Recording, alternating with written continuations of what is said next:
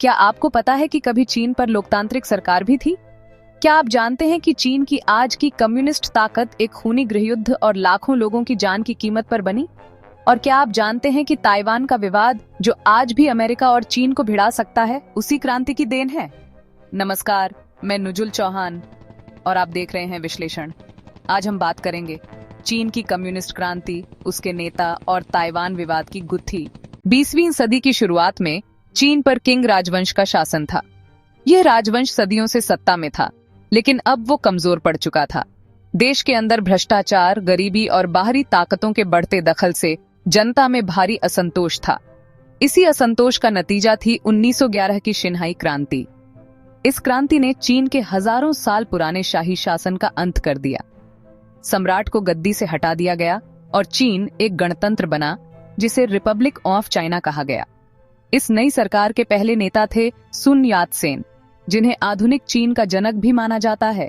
उनका सपना एक ऐसे चीन का था जो राष्ट्रवादी, लोकतांत्रिक और समृद्ध हो और विदेशी प्रभाव से मुक्त हो। लेकिन यह सपना साकार करना आसान नहीं था।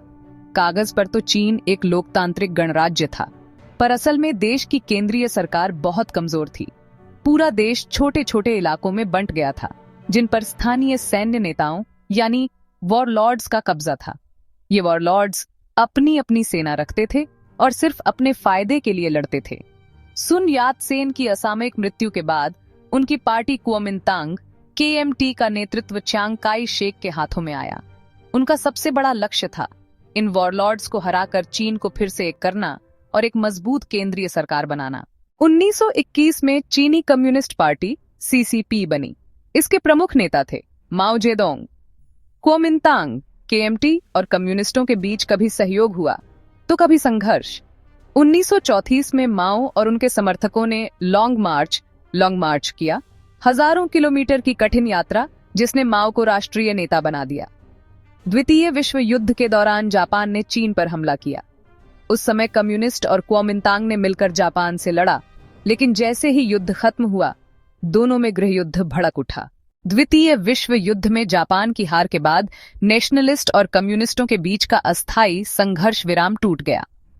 चीन पर नियंत्रण की लड़ाई फिर से शुरू हुई और 1945 से 1949 तक एक भीषण गृहयुद्ध चला।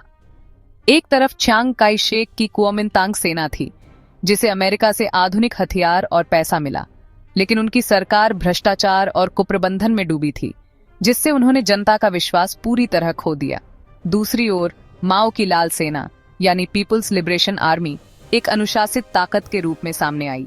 उन्होंने किसानों से भूमि सुधार का वादा किया, जिससे उन्हें देश की विशाल ग्रामीण आबादी का जबरदस्त समर्थन मिला। यह जन समर्थन ही निर्णायक साबित हुआ।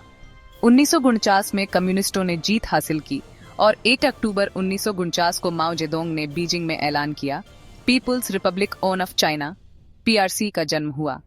यह दशकों के युद्ध और विभाजन का अंत था। वहीं चियांग काई शेक अपनी सेना और समर्थकों के साथ ताइवान द्वीप भाग गए और वहां रिपब्लिक ऑफ चाइना ROC की सरकार को जारी रखा। इसी घटना ने दो चीन की उस स्थिति को जन्म दिया जो आज तक दुनिया के लिए एक बड़ा मुद्दा बनी हुई है। यहीं से शुरू होता है ताइवान विवाद, एक ऐसा मुद्दा जो आज भी दुनिया की दो सबसे बड़ी ताकतों को आमने सामने खड़ा करता है। चीन की मुख्य भूमि पर कब्जा करने के बाद माओ की कम्युनिस्ट सरकार ने वन चाइना नीति की घोषणा की। उनका कहना था, ताइवान चीन का ही एक प्रांत है, जिसे वापस मुख्य भूमि से जोड़ा जाएगा। वहीं ताइवान में अपनी सरकार स्थापित करने वाले चियांग काई शेक ने दावा किया कि उनकी रिपब्लिक ऑफ चाइना ही पूरे चीन की असली और कानूनी सरकार है। शुरुआत में दुनिया के ज्यादातर देश और संयुक्त राष्ट्र ताइवान की सरकार को ही चीन का प्रतिनिधि मानते थे। इसलिए कई दशकों तक संयुक्त राष्ट्र में चीन की सीट ताइवान के पास रही। लेकिन 1971 में वैश्विक राजनीति के बदलते समीकरणों के बीच संयुक्त राष्ट्र ने बीजिंग की कम्युनिस्ट सरकार को असली चीन मान लिया और ताइवान को बाहर कर दिया। आज कुछ ही देश ताइवान को औपचारिक रूप से मान्यता देते हैं। आज ताइवान एक जीवंत लोकतंत्र है, जिसकी अपनी सरकार, सेना और मुद्रा है। ये टेक्नोलॉजी खासकर सेमीकंडक्टर चिप्स बनाने में दुनिया का पावर हाउस है। इसके बावजूद चीन आज भी ताइवान को अपना एक विद्रोही प्रांत मानता है और बल प्रयोग से भी उसे मुख्य भूमि में मिलाने की बात करता है। इस विवाद में अमेरिका की भूमिका बहुत अहम है।